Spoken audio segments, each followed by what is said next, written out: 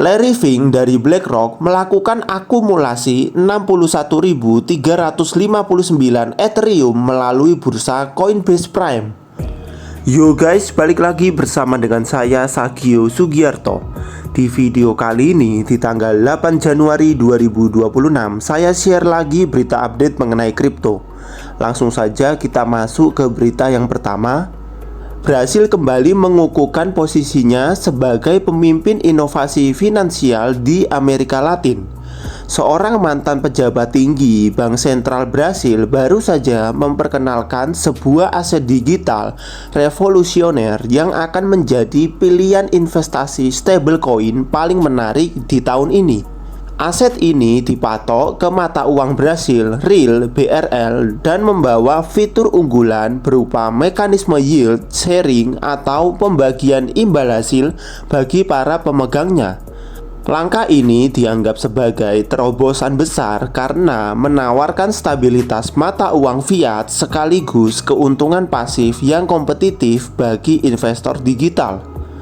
Berbeda dengan stablecoin seperti USDT atau USDC yang biasanya tidak memberikan imbal hasil secara langsung, proyek ini dirancang untuk membagikan pendapatan dari aset cadangannya. Berdasarkan laporan dari Coindex, proyek ini memanfaatkan keahlian mendalam sang pendiri dalam regulasi perbankan untuk memastikan kepatuhan hukum yang ketat. Infrastruktur ini memungkinkan dana cadangan dialokasikan pada instrumen utang pemerintah yang aman, sehingga setiap pemegang aset dapat menikmati keuntungan secara otomatis melalui smart contract. Kehadiran model ini memperkuat narasi bahwa investasi stablecoin di masa depan tidak hanya berfungsi sebagai alat tukar, tetapi juga instrumen tabungan yang produktif. Keterlibatan mantan pejabat bank sentral memberikan tingkat kepercayaan yang tinggi bagi investor institusional. Di tengah ketatnya pengawasan regulasi tahun 2026, keberadaan proyek yang digawangi oleh ahli kebijakan moneter dianggap sebagai jembatan yang solid antara keuangan tradisional (TradFi) dan keuangan terdesentralisasi (DeFi). Sebagaimana dengan data yang ada, tren aset yang memberikan imbal hasil kini menjadi standar baru di industri kripto global.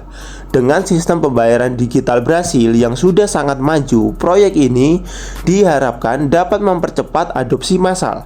Bagi investor yang mencari peluang diversifikasi portofolio dengan resiko yang terukur, investasi stablecoin yang menawarkan bagi hasil ini patut untuk dipantau perkembangannya sepanjang tahun.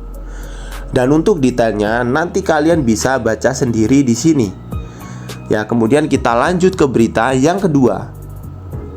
Hunter Horsley dari Bitwise kembali mengalokasikan 90.055 Solana ke dalam mekanisme staking. Dan untuk detailnya kalian bisa lihat di sini. Totalnya 90.055 Solana. Kemudian kita lanjut ke berita selanjutnya. Morgan Stanley mengajukan Form S1 kepada SEC untuk meluncurkan Ethereum Trust. Untuk detailnya kalian bisa lihat sendiri di sini. Kemudian kita lanjut ke berita yang keempat. Larry Fink dari BlackRock melakukan akumulasi 61.359 Ethereum melalui bursa Coinbase Prime. Untuk detailnya kalian bisa lihat sendiri di sini. Totalnya 61.359 Ethereum. Ya, kemudian kita lanjut ke berita yang terakhir.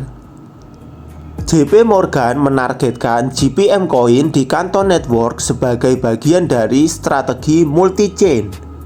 Untuk detailnya kalian bisa baca sendiri. Semua berita yang saya share kalian bisa akses melalui link yang ada di kolom deskripsi. Semuanya ada di situ. Ya, kemudian saya share sedikit mengenai data likuidasi dalam 24 jam terakhir. Kurang lebih ada sebanyak 95.340 trader yang dilikuidasi. Total likuidasi mencapai 289 juta dolar. Mayoritas yang terkena likuidasi berada di exchange Binance, Bybit, dan juga DEX Hyperliquid. Seperti biasa, saya mengingatkan kepada kalian semua, jika kalian tidak mengerti bagaimana cara untuk menganalisa market kripto dengan menggunakan grafik, lebih baik kalian belajar dulu. Setelah kalian bisa, maka kalian bisa mencoba untuk trading di market spot. Kalau kalian sudah sering cuan dari market spot, baru kalian boleh untuk mencoba di market futures. Dan jika kalian ingin lebih aman, maka kalian bisa berinvestasi di market spot saja. Resikonya jauh lebih kecil daripada kalian melakukan trading futures. Kalian bisa mempelajari setiap proyek-proyek yang ada di kripto sebelum kalian berinvestasi. Jika kalian tidak ada waktu untuk mempelajari proyek-proyek yang ada di dalam kripto, namun kalian ingin berinvestasi di dalamnya, maka kalian bisa mengecek di kolom deskripsi. Saya cantumkan juga link ebook saya, di mana kalian bisa melihat di situ ada top 10 aset kripto dengan fundamental terbaik.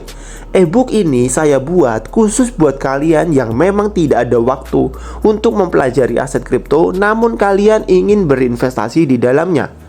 Ya, kemudian kita lanjut ke kondisi market kripto hari ini di tanggal 8 Januari 2026. Seperti yang kalian lihat di sini, Bitcoin mengalami sedikit penurunan. Setelah beberapa hari yang lalu Bitcoin sempat mengalami kenaikan hingga 4%, hari ini Bitcoin mengalami koreksi sebanyak 2%. Sehingga kalau kalian melihat aset kripto yang lain selain Bitcoin juga mengalami hal yang sama. Kebanyakan dari aset kripto yang lain juga mengalami koreksi karena Bitcoin mengalami penurunan. Ya, inilah kondisi market kripto di tanggal 8 Januari 2026. Jika kalian ada pertanyaan terkait aset kripto, maka kalian bisa bertanya di kolom komentar.